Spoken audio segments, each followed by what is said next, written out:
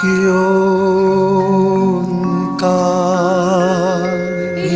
ओंकार सतनाम करता पुरख निर्भव निर्वैर अकाल मूरत अजूनी सैभं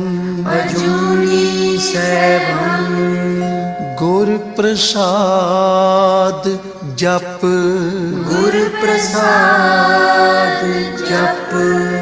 आद सच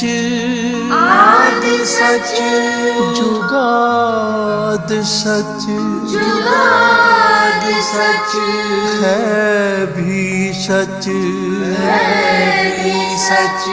नानक होसी भी सच नानक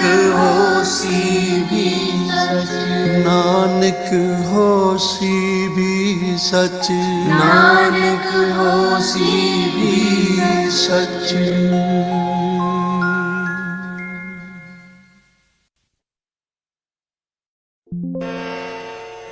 अपने सेवक को कबहू ना विसारो,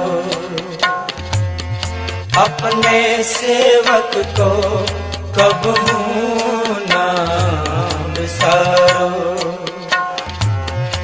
अपने सेवक को कबहू ना विसारो।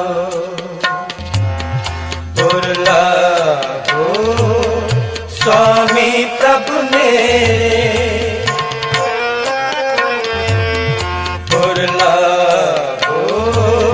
स्वामी प्रभु मेरे पूरब प्रीत गोविंद विचारो,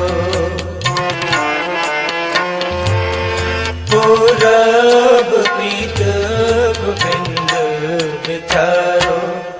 अपने सेवक को कबहू ना विसारो, अपने सेवक को कबहू ना विसारो।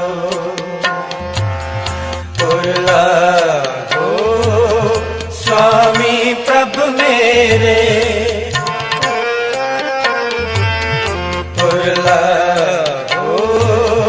स्वामी प्रभु मेरे पूरब प्रीत गोविंद विचारो, पूरब प्रीत गोविंद विचारो। अपने सेवक को कबहू ना विसारो, अपने सेवक को कबहू ना विसारो।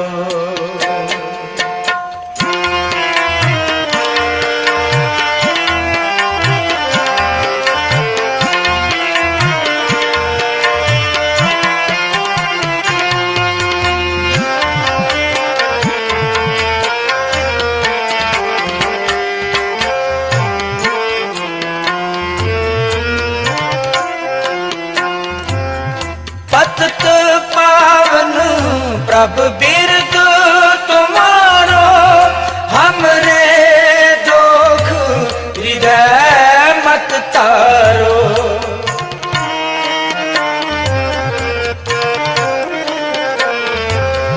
पतित पावन प्रभु बिरद तुम्हारो, हमरे दुख हृदय मत तारो।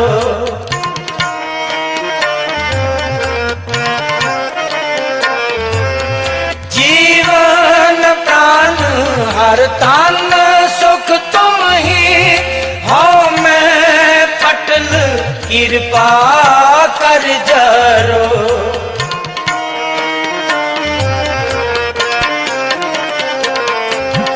जीवन प्राण हर तान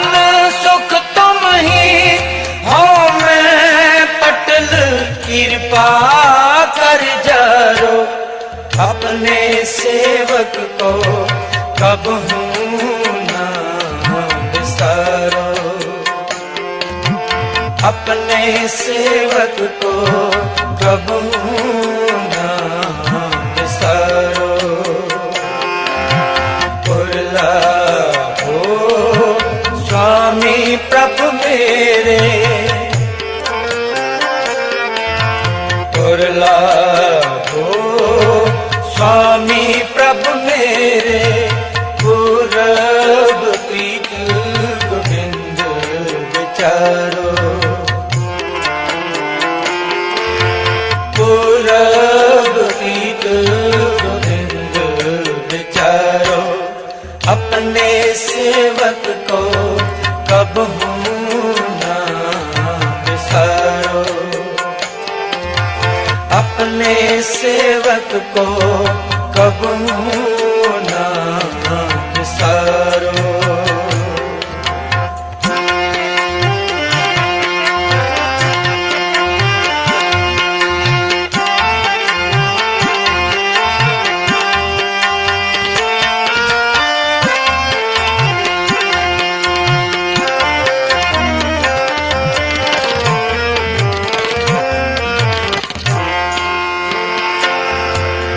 जल बेहुन मीन कत जीवन, दूध बिना रहन कत बारो।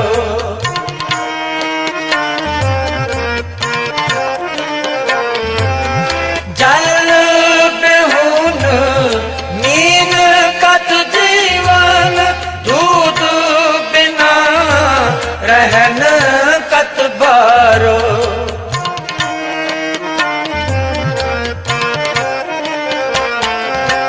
जन नानक प्यास चरण कमलन की, एक दर्श स्वामी सुख सारो।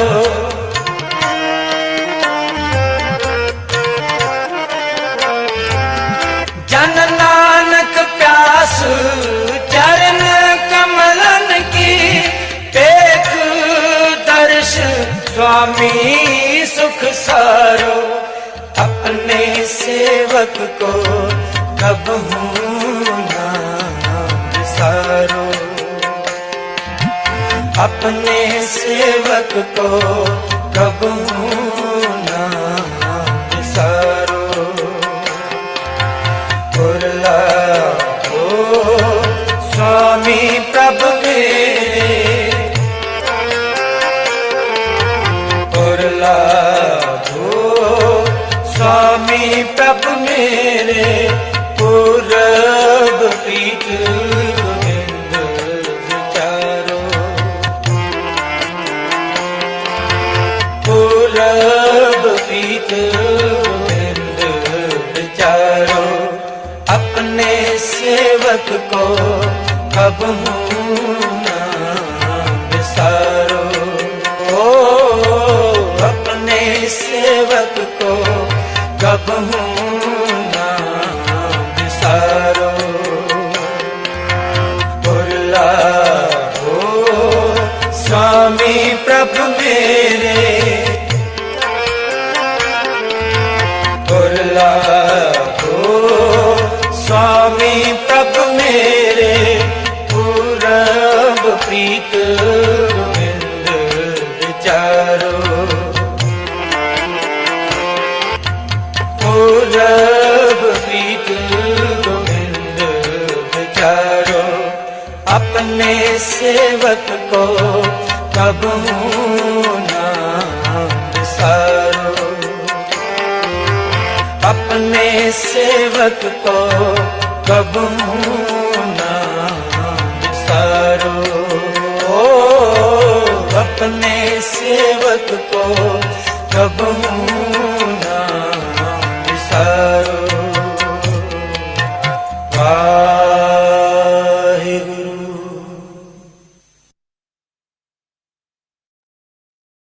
जय गुरु जी। शुक्राना गुरु जी महाराज, बहुत बहुत शुक्राना। जय गुरु जी संगत जी, आप सबका गुरु जी के दरबार में बहुत बहुत वेलकम है। शुक्राना गुरुजी, आज से फिर से अपनी इन घड़ियों को बख्शने का, संगत के साथ बैठकर अपनी उस्तत कराने का। गुरुजी बहुत बहुत शुक्राना। संगत जी, मैं थोड़ा सा लास्ट के चैप्टर्स का बताऊंगी जो हमने पढ़े थे। We had read chapter 5 to 7, जिसमें हमने पढ़ा था शिव जी द्वारा 10वें से लेकर 28वें योगेश अवतारों का वर्णन, एंड नंदीश्वर अवतार का वर्णन, और नंदीश्वर के जन्म, वर प्राप्ति, अभिषेक और उनके विवाह का वर्णन। ये चैप्टर हमने अभी तक पढ़े थे, और आगे के चैप्टर की सेवा महाराज ने आज आंटी को दी है, और जिसमें हम पढ़ेंगे चैप्टर 8 से शुरू करेंगे। आंटी, आप अपने आप को अनम्यूट कर लीजिए प्लीज, एंड आपका स्वागत है गुरु जी के दरबार में। शिखा जय आंटी प्लीज जय गुरु जी। जय नीना, जय गुरु ji. Neena aunty, can you hear me? Yes aunty. जय गुरु जी। शुक्राना गुरु महाराज का, लख लख शुक्राना टू गिविंग दिस अपॉर्चुनिटी। गुरु जी, कोई भूल चूक हो जाए पढ़ते हुए मुझे माफ करना। संगत जी, जय गुरु जी। कोई भूल चूक हो तो माफ करना, this is my first time. Guru ji please मेरा साथ देना। ओम गण गणपते नमः। ओम नमः शिवाय। गुरु जी सदा सहाय। ओम नमः शिवाय। शिव जी सदा सहाय। Chapter 8 to 13। काल भैरव का महात्म।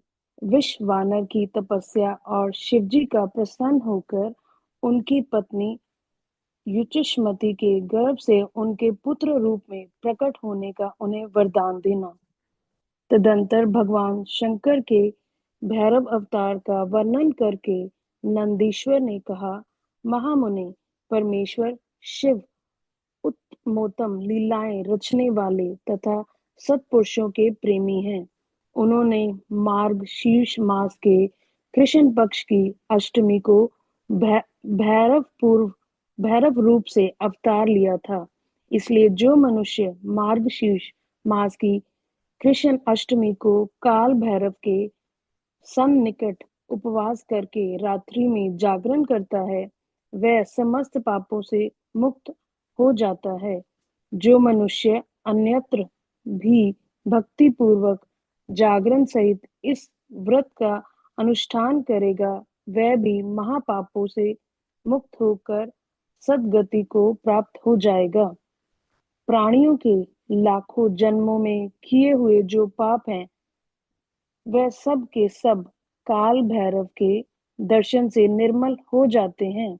जो मूर्ख काल भैरव के भक्तों का अनिष्ट करता है, वह इस जन्म में दुख भोग कर पुनः दुर्गति को प्राप्त होता है।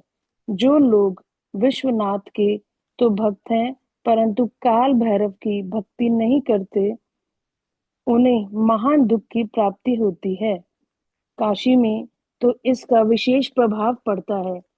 जो मनुष्य वाराणसी में निवास करके काल भैरव का भजन नहीं करता, उसके पाप शुक्ल पक्ष के चंद्रमा की भांति बढ़ते रहते हैं। जो काशी में प्रत्येक भूमवार की कृष्ण अष्टमी के दिन काल राजा का भजन पूजन नहीं करता, उसका पुण्य कृष्ण पक्ष के चंद्रमा के समान क्षीण हो जाता है।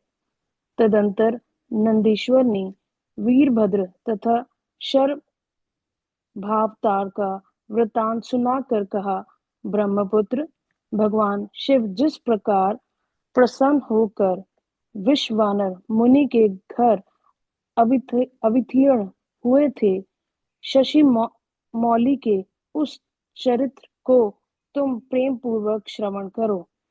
उस समय वह तेज की निधि अग्नि रूप सर्वात्मा परम प्रभु शिव अग्नि लोक के आधिपति रूप से गृहपति नाम से अवतीर्ण हुए थे।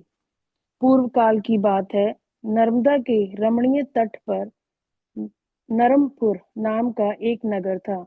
उसी नगर में विश्व वानर नाम के एक मुनि निवास करते थे। उनका जन्म शांडलीय गोत्र में हुआ था। वह परम पावन पुण्य आत्मा, शिव भक्त, ब्रह्म तेज के निधि और जितेंद्रिय थे। ब्रह्मचार्य आश्रम में उनकी बड़ी निष्ठा थी। वह सदा ब्रह्म यज्ञ में तत्पर रहते थे। फिर उन्होंने युचिष्मती नाम की एक सद्गुणवती कन्या से विवाह कर लिया और वे ब्राह्मणोचित कर्म करते हुए देवता तथा पितरों के प्रिय लगने वाला जीवन बिताने लगे। इस प्रकार जब बहुत सा समय व्यतीत हो गया, तब उन ब्राह्मण की भार्या युचिष्मती, जो उत्तम व्रत का पालन करने वाली थी, अपने पति से बोली, प्राणनाथ, स्त्रियों के योग्य जितने आनंदप्रद भोग हैं, उन सब को मैंने आपकी कृपा से आपके साथ रहकर भोग लिया। परंतु नाथ, मैं हृदय में एक लालसा चिरकाल से वर्तमान है और वह गृहस्थों के लिए उचित भी है। उसे आप पूर्ण करने की कृपा करें। स्वामिन, यदि मैं वर पाने के योग्य हूँ और आप मुझे वर देना चाहते हैं, तो मुझे महेश्वर सरीखा पुत्र प्रदान कीजिए। इसके अतिरिक्त मैं दूसरा वर नहीं चाहती। नंदीश्वर जी कहते हैं, मुने, पत्नी की बात सुनकर पवित्र व्रत प्रयाण ब्राह्मण विश्वानर क्षण भर के लिए समाधिस्थ हो गए और हृदय में यूं विचार करने लगे, ओ मेरी इस सूक्ष्मांगी पत्नी ने कैसा अत्यंत दुर्लभ वर मांगा है। यह तो मेरे मनोरथ पथ से बहुत दूर है।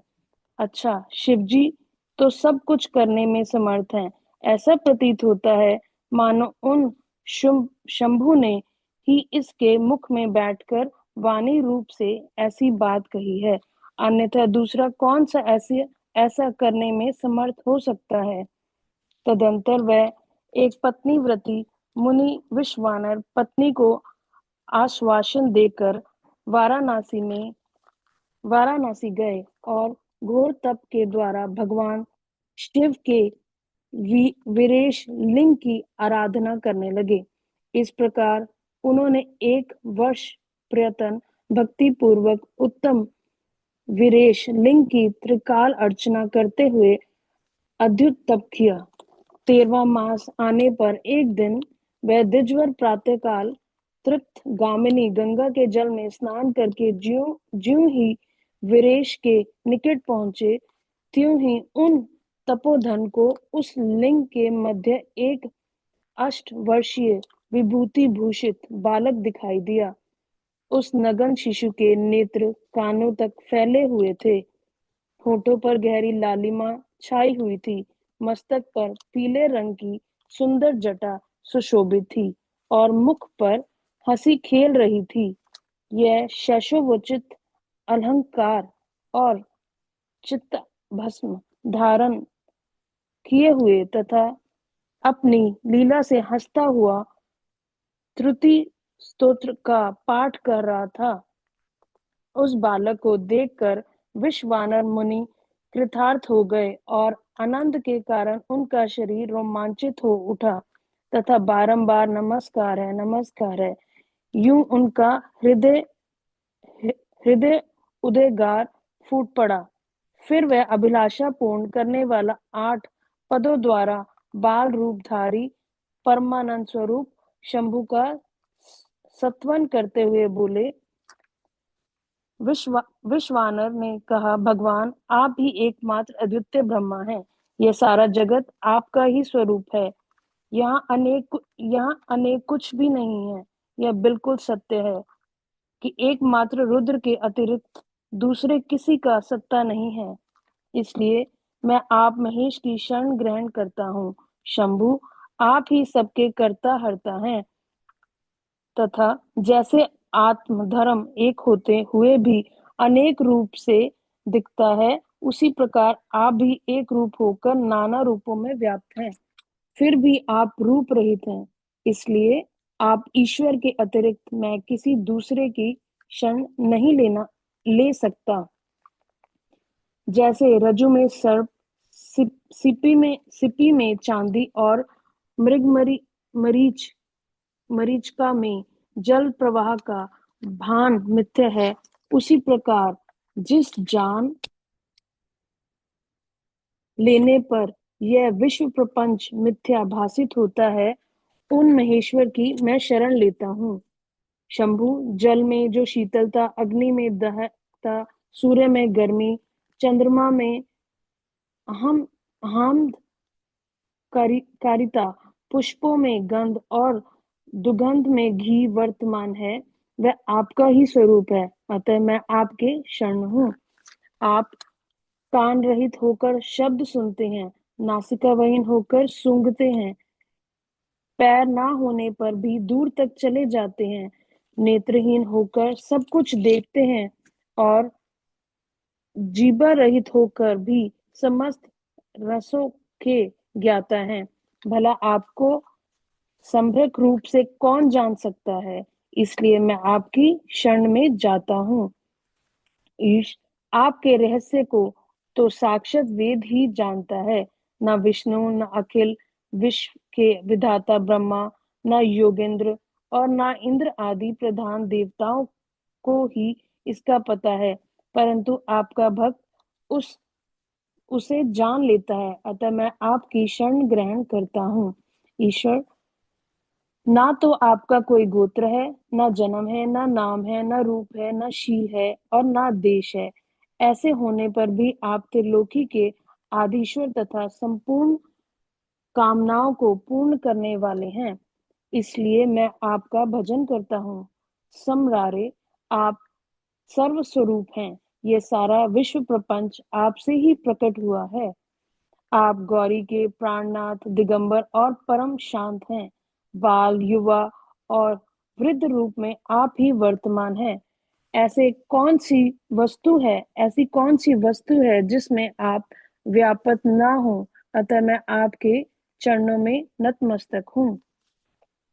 नंदीश्वर कहते हैं, मुने, यूं स्तुति करके विप्रवर विश्वानर हाथ जोड़कर भूमि पर गिरना ही चाहते थे, तब तक संपूर्ण वृद्धों के भी वृद्ध बाल रूपधारी शिव परम हर्षित होकर उन भू भूदेव से बोले। बाल रूपी शिव ने कहा, मुनि श्रेष्ठ विश्वानर, तुमने आज मुझे संतुष्ट कर दिया है। भूदेव, मेरा मन परम प्रसन्न हो गया है, अतः अब तुम उत्तम वर मांग लो। यह सुनकर मुनि श्रेष्ठ विश्वानर कृत्य हो गए और उनका मन हर्षमगन हो गया। तब वह उठकर बाल रूपधारी शंकर जी से बोले। विश्वानर ने कहा, प्रभावशाली महेश्वर, आप तो सर्व सर्व अंतर्यामी हैं, सर्व अंतर्यामी, ऐश्वर्य संपन्न, सर्व तथा भक्तों को सब कुछ दे डालने वाले हैं। भला आप सर्वज्ञ से कौन सी बात छिपी है? फिर भी आप मुझे दीनता प्रकट करने वाली याचा के प्रति आकृष्ट होने के लिए क्यों कह रहे हैं? महेशान, ऐसा जानकर आपकी जैसी इच्छा हो वैसा कीजिए। नंदीश्वर जी कहते हैं, मुने, पवित्र व्रत में तत्पर विश्वानर के उस वचन को सुनकर पावन शिशु रूपधारी महादेव हंसकर युचि विश्वानर से बोले। युचे, तुमने अपने हृदय में अपनी पत्नी युचिष्मति के प्रति जो अभिलाषा कर रखी है, वह निसंदेह थोड़े ही समय में पूर्ण हो जाएगी। महापते, मैं युचिष्मति के गर्भ से तुम्हारा पुत्र होकर प्रकट होऊंगा। मेरा नाम गृहपति होगा। मैं परम पावन तथा समस्त देवताओं के लिए प्रिय होऊंगा। जो मनुष्य 1 वर्ष तक शिवजी के सन्निकट तुम्हारे द्वारा कथित इस पुण्य में अभिलाष्टक स्तोत्र का तीनों काल पाठ करेगा, उसकी सारी अभिलाषाएं यह पूर्ण कर देगा। इस स्तोत्र पाठ पुत्र पौत्र और धन का प्रदाता सर्वथा शांति कारक, सारी विभूतियों का विनाशक, स्वर्ग और मोक्ष रूप संपत्ति का कर्ता तथा समस्त कामनाओं को पूर्ण करने वाला है। निसंदेह यह अकेला ही समस्त स्तोत्रों के समान है। नंदीश्वर जी कहते हैं, मुने इतना कहकर बाल रूपधारी शंभु, जो सत्पुरुषों की गति है, अनंत अंतर्ध्यान हो गए। तब विप्रवर विश्वानर जी प्रसन्न मन से अपने घर को लौट गए।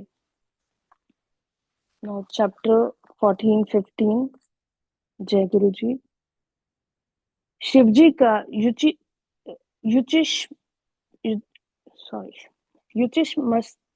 युचिष्मति के गर्भ से प्राक्ट्य ब्रह्म द्वारा बाल का संस्कार करके गृहपति नाम रखा जाना, नारद जी द्वारा उसका भविष्य कथन, पिता की आज्ञा से गृहपति का काशी में जाकर तप करना, इंद्र का वर देने के लिए प्रकट होना, गृहपति का उन्हें ठुकराना, शिवजी का प्रकट होकर उन्हें वरदान देकर दिग्पाल पद प्रदान करना, तथा अग्नि स्वरलिंग और अग्नि का महात्म।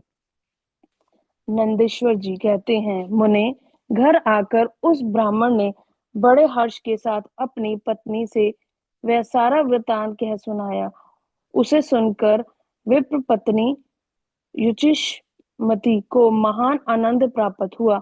वह अत्यंत प्रेम पूर्वक अपने भाग्य की सराहना करने लगी। तदंतर समय आने पर ब्राह्मण द्वारा विधि पूर्वक गर्भधान कर्म संपन्न किए जाने पर वह नारी गर्भवती हुई। फिर उन विद्वान मुनि ने गर्भ के स्पंदन करने से पूर्व ही पुस्तव की वृद्धि के लिए गृह सूत्र में वर्णित विधि के अनुसार समय रूप से पुष्पन संस्कार किया। तत्पश्चात 8वां महीना आने पर कृपालु विश्वानर ने सुखपूर्वक प्रसव होने के अभिप्राय से गर्भ के रूप की समृद्धि करने वाला सीमंत संस्कार संपन्न कराया।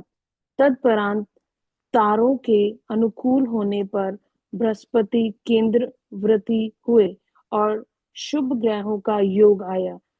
तब शुभ लगन में भगवान शंकर, जिनके मुख की कांति पूर्णिमा के चंद्रमा के समान है तथा और अरिष्ट रूपी दीपक को बुझाने वाले, समस्त अरिष्टों के विनाशक और भुवम स्वयं तीनों लोकों के निवासियों को सब तरह से सुख देने वाले हैं, उस शुचिष्मति के गर्भ से पुत्र रूप में प्रकट हुए। उस समय गंध को वहन करने वाले वायु के वाहन मेघ दिशा रूपी बंधुओं के मुख पर वस्त्र से बन गए, अर्थात चारों ओर काली घटा उमड़ आई। वह घनघोर बादल उत्तम गंध वाले पुष्प समूह की वर्षा करने लगे।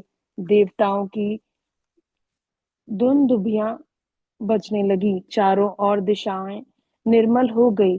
प्राणियों के मनों के साथ साथ सरिताओं का जल निर्मल हो गया। प्राणियों की वाणी सर्वथा कल्याणी और प्रिय भाषिणी हो उठी। संपूर्ण प्रसिद्ध ऋषि मुनि तथा देवता, यक्ष, किन्नर, विद्याधर आदि मंगल द्रव्य लेकर पधारे। स्वयं ब्रह्मा जी ने नम्रता पूर्वक उसका जात कर्म संस्कार किया और अब बालक के रूप तथा वेद का विचार करके यह निश्चय किया कि इसका नाम गृहपति होना चाहिए।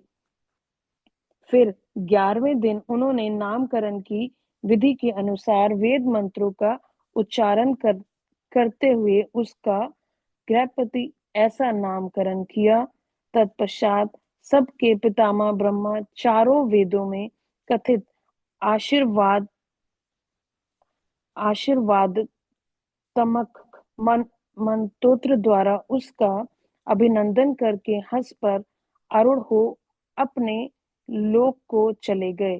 तदुपरांत शंकर भी लोकी की गति का आश्चर्य ले उस बालक की उचित रक्षा का विधान करके अपने वाहन पर चढ़कर अपने धाम को पधार गए।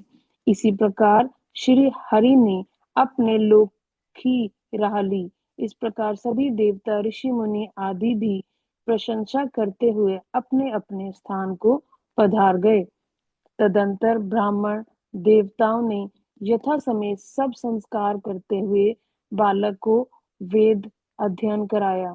तत्पश्चात नवा वर्ष आने पर माता पिता की सेवा में तत्पर रहने वाले विश्वानर नंदन गृहपति को देखने के लिए वहां नारद जी पधारे।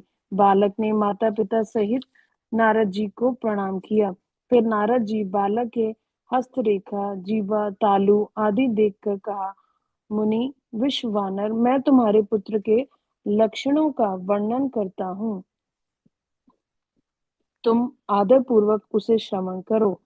तुम्हारा यह पुत्र परम भाग्यवान है। इसके संपूर्ण अंगों के लक्षण शुभ हैं,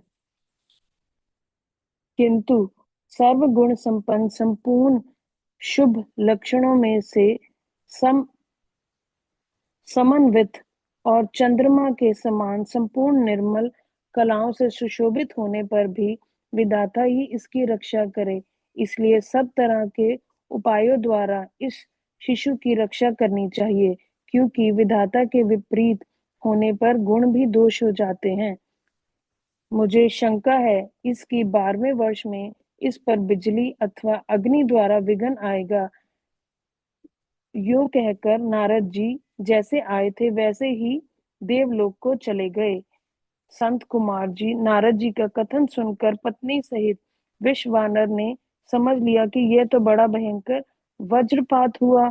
फिर वह हाय मैं मारा गया यूं कहकर छाती पीटने लगे और पुत्र शोक से व्याकुल होकर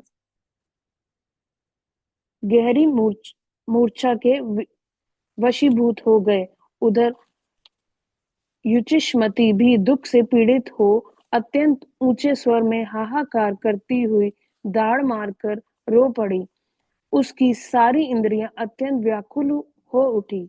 तब पत्नी के आर्तनाद को सुनकर विश्वानर भी मूर्छा त्याग कर उठ बैठे और ये क्या है, क्या हुआ? यो उच्च स्वर से बोलते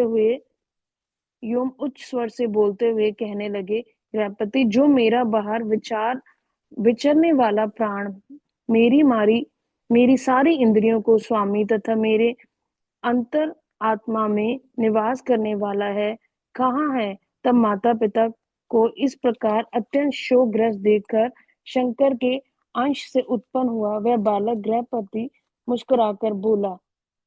गृहपति ने कहा, माता जी तथा पिताजी, बताइए इस समय आप लोगों के रोने का क्या कारण है? किस लिए आप लोग फूट फूट कर रो रहे हैं? कहाँ से ऐसा भय आप लोगों को प्राप्त हुआ है? यदि मैं आपके चरण रेणुओं से अपने शरीर की रक्षा कर लूं तो मुझ पर काल भी अपना प्रभाव नहीं डाल सकता। फिर भी इस तुच्छ चंचल एवं अल्प बल वाली मृत्यु की बात ही क्या है? माता पिताजी, अब आप लोग मेरी प्रतिज्ञा सुनिए। यदि मैं आप लोगों का पुत्र हूं तो ऐसा प्रयत्न करूंगा जिससे मृत्यु भी भयभीत हो जाएगी।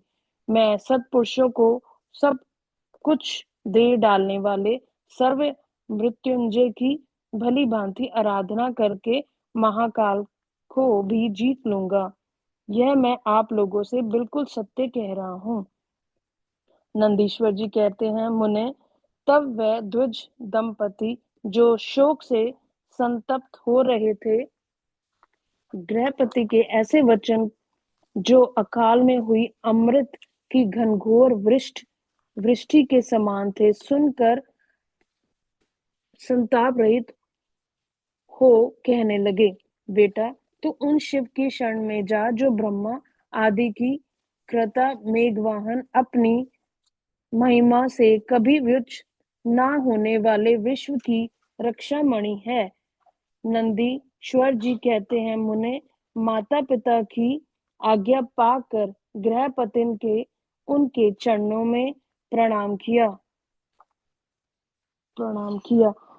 फिर उनकी प्रदक्षिणी करके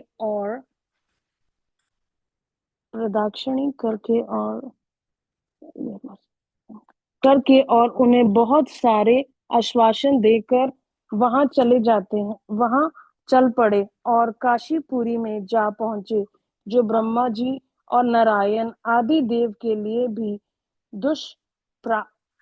दुष्प्राय महाप्रलय के संताप का विनाश करने वाली और विश्वनाथ द्वारा सुरक्षित थी, तथा जो कंठ प्रदेश में हार की तरह पड़ी हुई गंगा से सुशोभित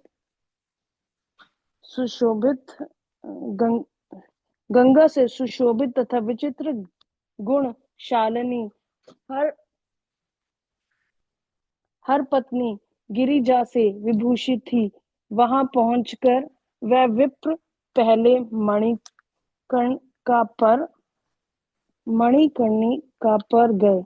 वहां उन्होंने विधि पूर्वक स्नान करके भगवान विश्वनाथ का दर्शन किया।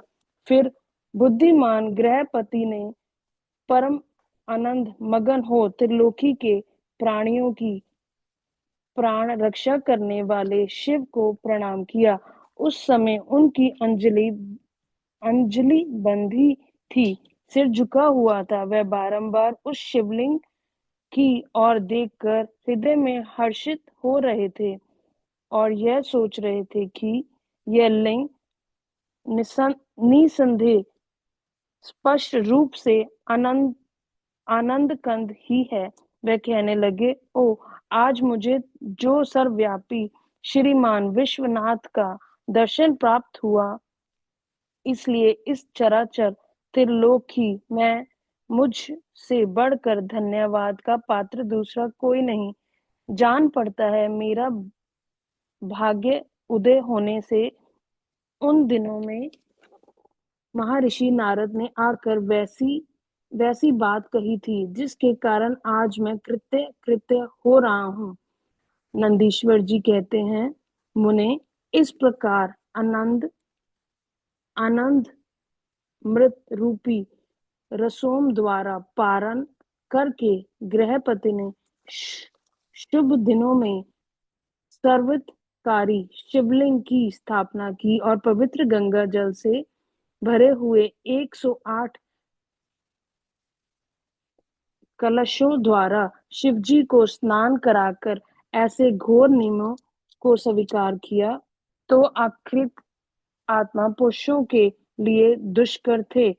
नारद जी इस प्रकार एकमात्र शिव में मन लगाकर तपस्या करते हुए उस महात्मा गृहपति की आयु का 1 वर्ष व्यतीत हो गया। जब जन्म से 12वां वर्ष आने पर नारद जी के कहे हुए उस वचन को सत्य सा करते हुए वज्रधारी इंद्र उनके निकट पधारे और बोले,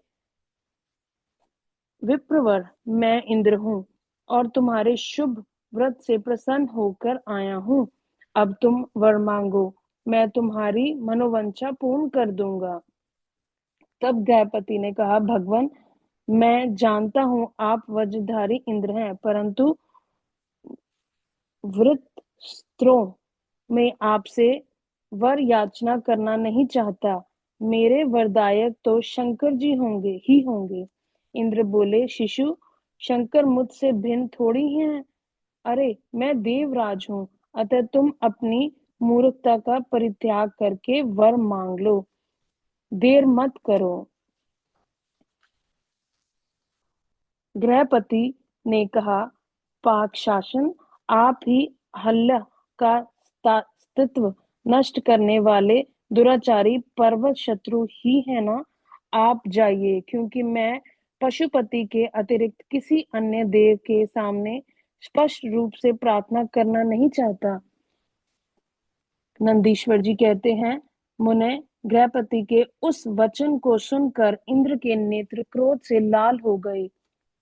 वह अपने भयंकर वज्र को उठाकर उस बालक को डराने धमकाने लगे। तब बिजली की ज्वालाओं से व्याप्त उस वज्र को देखकर बालक गृहपति को नारद जी के वाक्य स्मरण हो आए। फिर तो वह भय से व्याकुल होकर मूर्छित हो गए। तदंतर अज्ञान अंधकार को दूर भगाने वाली गौरीपति शंभु वहां प्रकट हो गए और अपने हस्त स्पर्श से उसे जीवन दान देते हुए से बोले, वत्स, उठ उठ, तेरा कल्याण हो।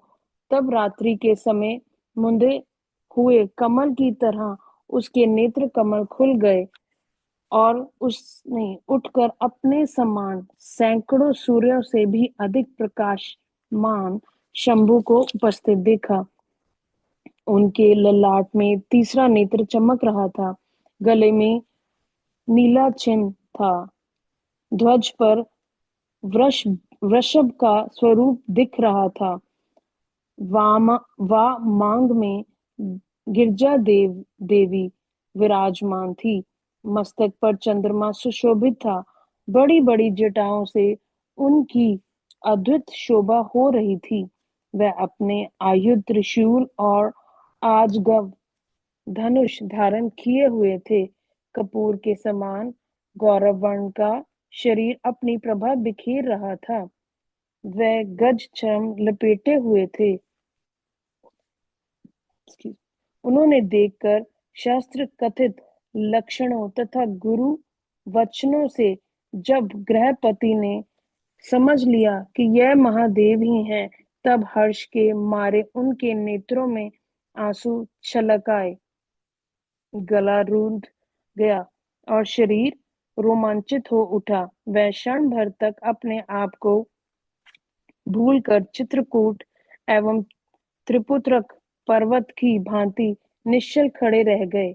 जब वह सत्वन करने, नमस्कार करने अथवा कुछ भी कहने में समर्थ ना हो सके, तब शिवजी मुस्कुराकर बोले, ईश्वर ने कहा, गृहपते, जान पड़ता है तुम वज्रधारी इंद्र से डर गए हो।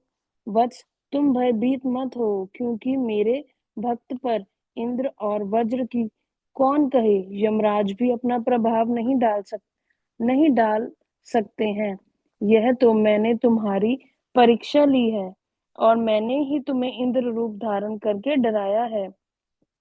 भद्र, अब मैं तुम्हें वर देता हूँ, आज से तुम अग्नि पद के भागी होवोगे। तुम समस्त देवताओं के लिए वरदाता बनोगे।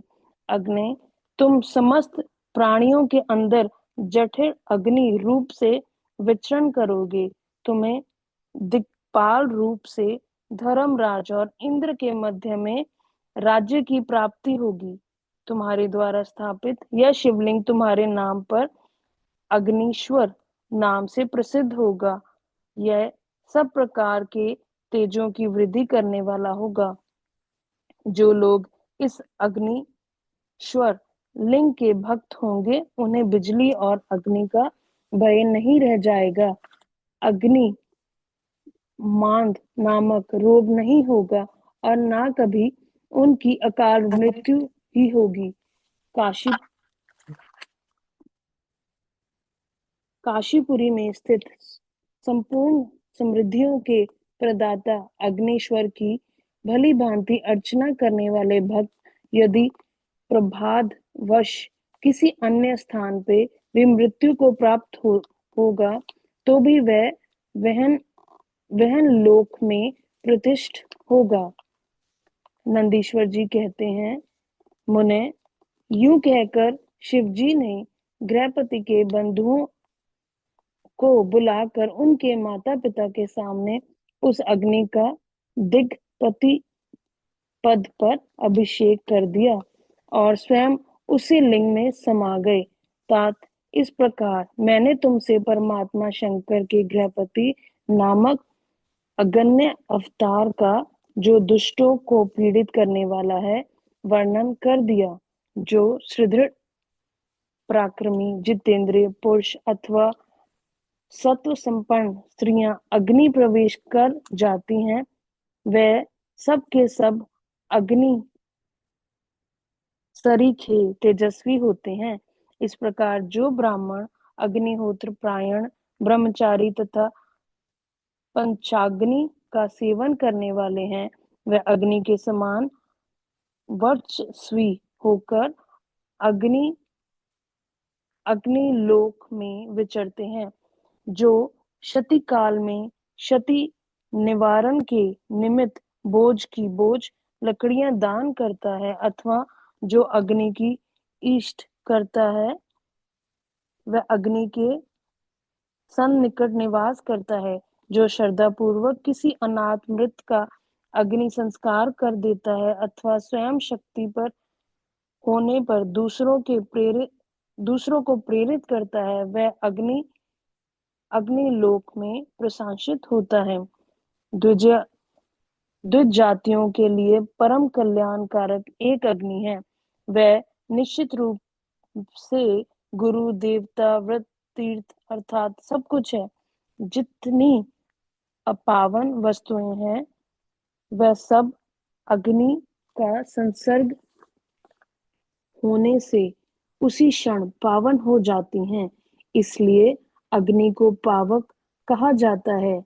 यह शुंभ की प्रत्यक्ष तेजोमयी दहन आत्म का मूर्ति है, जो सृष्टि रचने वाली, पालन करने वाली, संहार करने वाली, भला इसके बिना कौन सी वस्तु दृष्ट अगोचर हो सकती है। इनके द्वारा भक्षण किए हुए धूप दीप नैवेद्य दूध दही घी और खारड़ आदि का देवगण स्वर्ग में सेवन करते हैं। जय गुरु जी। शुक्राना गुरु जी। गुरु जी, कोई भूल चूक हुई हो माफ करना। संगत जी, कोई भूल चूक हुई माफ करना। Over to you Neena aunty.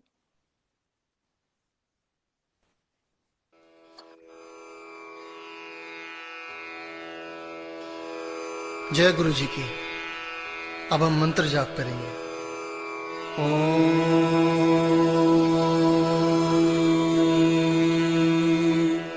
नमः शिवाय।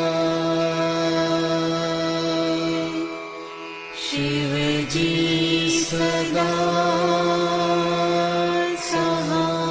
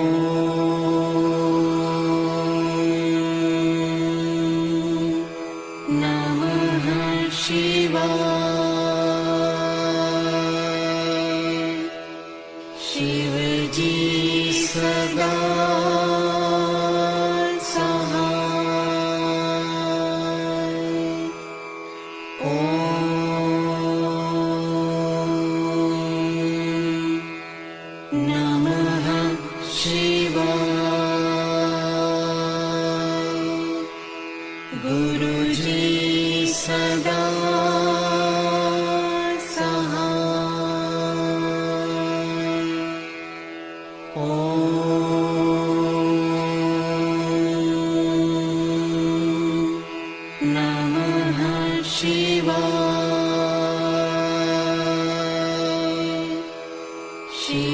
जी सदा सहाय। ॐ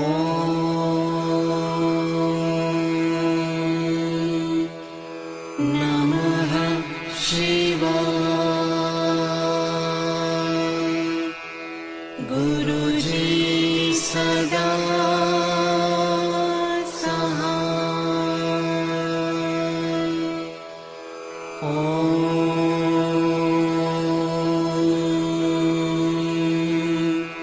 नमः शिवाय।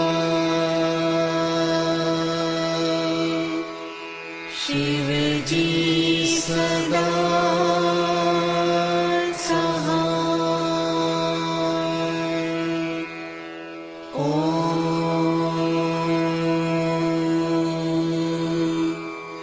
नमः शिवाय। गुरुजी सदा सहाय। ॐ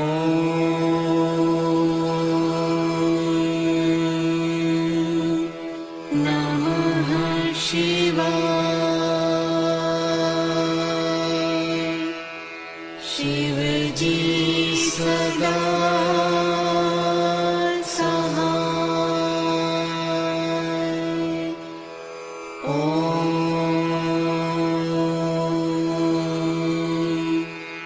नमः शिवाय। गुरुजी सदा सहाय। ॐ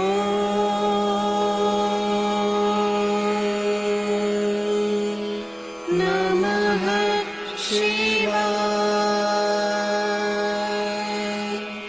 शिव जी सदा सहाय। ॐ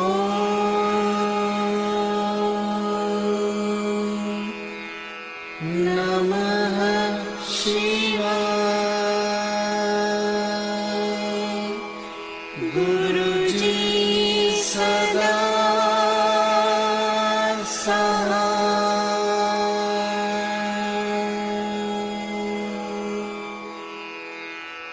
जय गुरु जी की।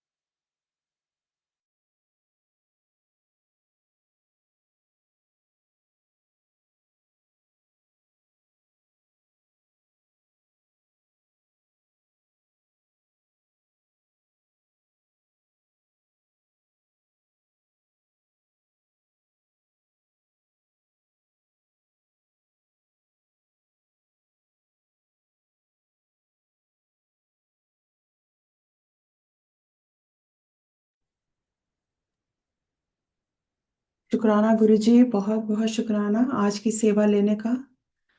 थैंक यू सो मच संगत जी, आप सबका भी बहुत बहुत शुक्राना। ऐसे ही गुरुजी हम सबको सेवाएं बख्शते रहें। इस महाशिव पुराण के पढ़ने की जो जर्नी हमसे गुरुजी ने शुरू करवाई है, ऑलमोस्ट इस महीने के एंड में इसको 7 मंथ्स पूरे हो जाएंगे। बहुत कृपा है महाराज की, बहुत शुक्राने हैं उनके कि महाराज ने इस जर्नी को यहाँ तक पहुँचाया है। इसमें हम सबका कोई योगदान नहीं है। आई फील जो भी सेवादार भी जो इस प्लेटफॉर्म से जुड़े हुए हैं, हम सबका इसमें कुछ भी नहीं है। ये सब महाराज ने किया है और महाराज ने ही चुन के अपने उन संगतों को बिठाया, उनको पढ़ाया और उनको सुनवाया। जिनको वो चाहते थे पढ़े और जिनको वो चाहते थे वो सुने, और दोनों का कल्याण महाराज ने किया है। मैं बहुत बहुत शुक्राना करती हूँ गुरु जी। आप जानते थे कि आने वाले टाइम में हमारे आसपास क्या होने वाला है। आज यही थॉट मेरे मन में बार बार आ रहा था कि ये महाराज की बहुत बहुत मेहर थी जो उन्होंने ये पाठ हमसे शुरू करवाया। वो जानते थे कि आने वाला टाइम बहुत माड़ा है, और जब गुरुजी अपने फिजिकल फॉर्म में थे वो हमेशा कहते थे कि आने वाला टाइम जो है वो अच्छा नहीं होगा। हम सब देख रहे हैं आसपास हमारे क्या हो रहा है, और बहुत डर और उसका माहौल भी है। लेकिन गुरुजी ने हमें अपने हाथों में, अपनी गोदी में ऐसे बिठा के रखा हुआ है, बिल्कुल महसूस नहीं होने देते। सुबह से लेकर शाम तक महाराज हर पल हमारे साथ रहते हैं। सुबह उठाते हैं और पूरी जर्नी हम लोगों की, जो भी इस जीवन में जो भी दिन जो भी कर्म हमने करने हैं वो महाराज की आज्ञा से ही हो रहे हैं। मैं कहती हूँ गुरुजी आपका बहुत बहुत शुक्राना है। ये सोचिए आपने बख्शी, आपने ही सब कुछ ये करवाया है। सारी सेवादार की तरफ से सारी आई हुई संगत जो सुनती है, जो पढ़ती है, उन सब की तरफ से गुरुजी आपके चरणों में हमारा बहुत बहुत शुक्राना है। ऐसे ही हाथ थामे रखना और आने वाले टाइम में भी ऐसे ही हमसे सेवाएं लेते रहना, और हम आपके साथ ही जुड़े रहें गुरुजी, कभी भी ना भटकें। और अगर हमारा हाथ हल्का सा भी छूटने लगे महाराज कस के पकड़ लेना। हम सबको आपकी बहुत जरूरत है। बच्चों पे, सबके बच्चों पे गुरुजी बहुत बहुत मेहर करना, रक्षा करना, सबकी रक्षा करना महाराज। थैंक यू सो मच संगत जी, आप सबका भी। आप सब अपने आप को अनम्यूट करके शुक्राना कर लीजिए गुरु जी का। शुक्राना गुरु जी। शुक्राना गुरु जी, जय गुरु शुक्राना जी। गुरु जी, शुक्राना। बहुत बहुत शुक्राना गुरु जी। थैंक यू गुरु जी। जय गुरु जी, शुक्राना गुरु शुक्राना जी, गुरु जी, बहुत बहुत वंदनम शुक्राना गुरु शुक्राना जी। गुरु जी, शुक्राना गुरु जी। शुक्राना गुरु जी, जय शुक्राना। जय सबका गुरु। कल्याण करो गुरु जी, सबका कल्याण हो, सबका मंगल हो, सबका कल्याण हो, सबका मंगल हो। जय गुरु जी, जय बहुत बहुत जय गुरु जय शुक्राना। जी। शुक्राना शुक्राना गुरु जी, शुक्राना गुरु जी, वंदनम शुक्राना गुरु जी।